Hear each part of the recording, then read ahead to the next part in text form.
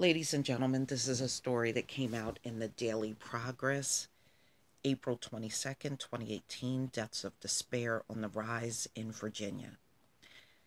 Now, we know how bad this drug plague has been. I've read a story last year that, this has hit the white community so hard that it is common for them to have family members or friends or know someone that has died during this opioid epidemic. I mean, that's how many people have died. It has really hit them hard. And the reaction is not always a good one from other white people when they die. And I've heard this before too, like when a drug addict die, some of them look at it as good. They're nothing but a drain on society anyway. And they show little to no sympathy for the drug addict that has died among them. So it's a very common thing. And this woman has experienced that among her very own friends when her sister died of a drug overdose. Her sister that died is the one with the darker hair. So let's get into this story. In the months since her baby sister overdosed on heroin laced with fentanyl, Renee Myers has been sickened by the reaction from so-called friends. They want to write off Dorothy Nicole Rise as nothing more than a druggie who died at her own hands. They suggest a 25-year-old Nicole, known as Coley to her brothers and sisters, was a drain on society, and they're trying to say she really didn't matter. That's what they're pretty much trying to say. Wow. Well, you can't make people be sympathetic. That's just the way it is. That kind of thinking made Myers reach out to the freelance star. She wanted to put a face on the opioid plague. There's plenty of faces on there, unfortunately. That claims 115 Americans every day, 175 according to the Trump Commission, and that was a year ago, so it would have to have risen since then. According to the Center for Disease Control and Prevention, it was not who she was, it was just part of her life. Okay, so she's just saying the typical things. Oh, she was a happy person, bubbly. Yeah, well, she still turned to drugs. How happy was she? So did many others of people her same age and racial background in Virginia. So right now, the highest population that's impacted the most by this death of despair are the white population ages 25 to 54.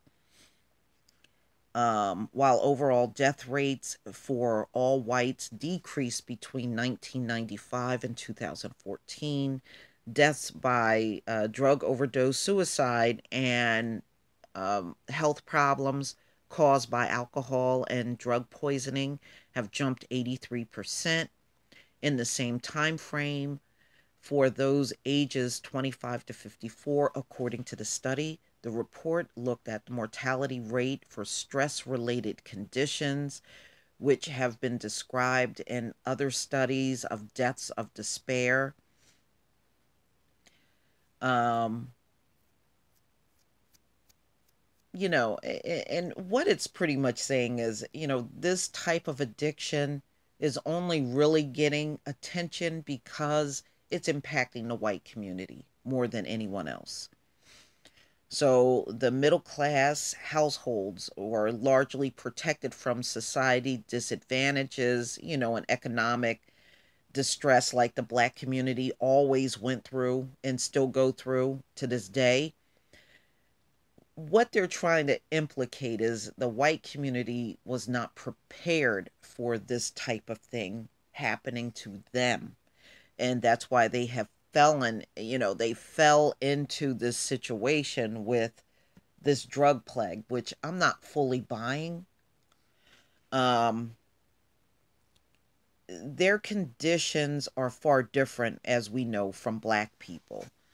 We've always had deaths of despair in the black community since we, you know, been on this soil. It's always been this way. So for us, it's the usual. And it's sad to say that it's that way, but it is. So what they're saying is, for them, this is something that has hit them very hard. And it has. It has. The suicide rate for American Indians and Alaska natives is 16.93 per 100,000 compared to the overall U.S. rate of 12.08 per 100,000, according to the Suicide Prevention Resource Centers. You know, I have a question. These centers and rehabs and stuff have always existed for a long time, for many decades in this country. You have a suicide prevention resource center that gets funded by the government. How many people are they saving?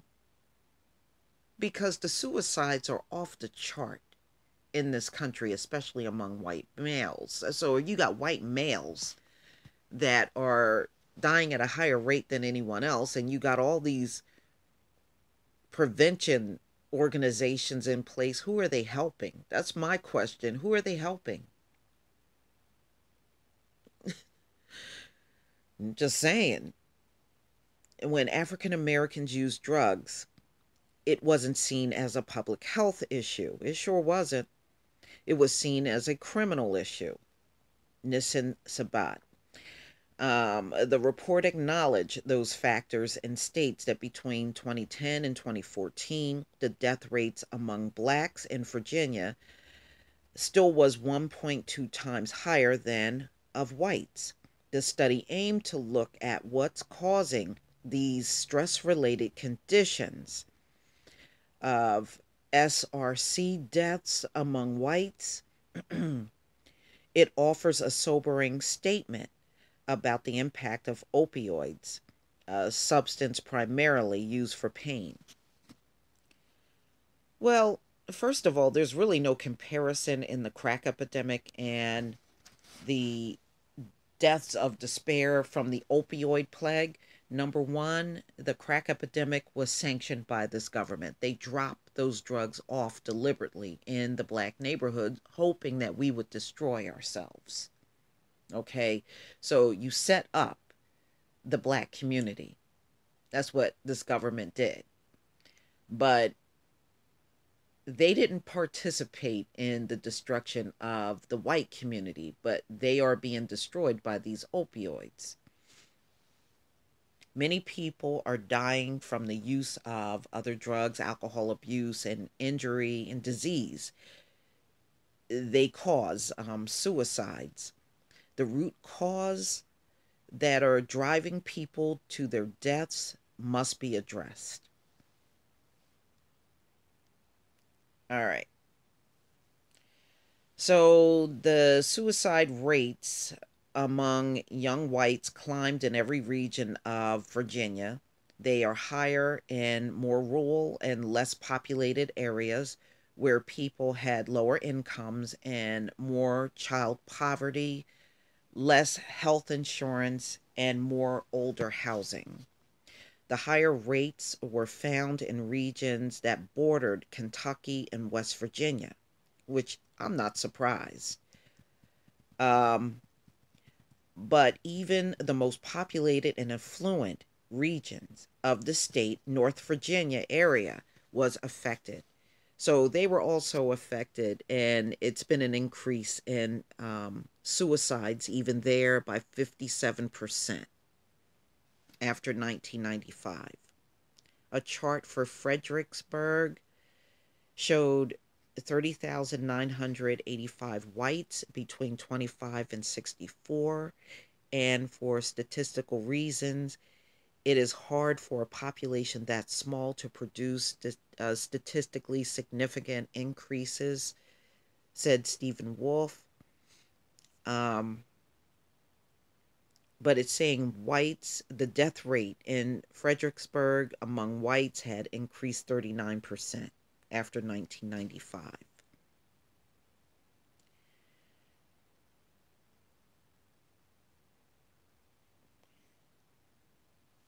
Okay, so they did a group meeting with 8 adults. 7 of the 8 were males, they were all white. And, one thing, they have a lot of town hall meetings, but if you remember back during the crack epidemic, we had them too. We had them too. And many of those town hall meetings, black people were actually speaking about seeing people dropping off crack in the neighborhood. There were many people that witnessed this happening. And during those town hall meetings, it was dismissed. Okay? It was dismissed until a white face got involved, and that was Gary Webb, who they killed. And he started reporting the same thing that black people very much were saying during the crack epidemic. They witnessed people dropping that crack off into the neighborhood. So they knew it was coming from this government. This government was behind the whole thing. But the opioid plague that we're looking at was pretty much done by these doctors out here and giving these folks, mainly white people, unlimited supplies of opioid pills. They were getting 400 and 500 pills in one shot, where you notice in black people, we couldn't get but a week. And if you needed more, you had to go back for another script. That's how they did us. But thank you for that, because you really spared us this one, you know. But black people are also hooked on opioids. We're just not in the mass numbers that you see white people hooked on it. So please tell me what you think about the deaths of despair still climbing in Virginia among white people. I mean, it's a shame y'all going through this, but we've been there and done this with very little sympathy. And when our community was on drugs, everybody was a criminal. Everybody was a criminal. But now that a white face attached to the drug epidemic, it's no longer that. It's a public health issue. Somehow, I'm not surprised. Please tell me what you think, ladies and gentlemen. Please leave your comment and subscribe. Don't forget to hit on the notification bell, and I'll see you on the next video. And please, if you have an Android device, please go out on Google Play. You should see the link in the comment section for my app. Peace, family.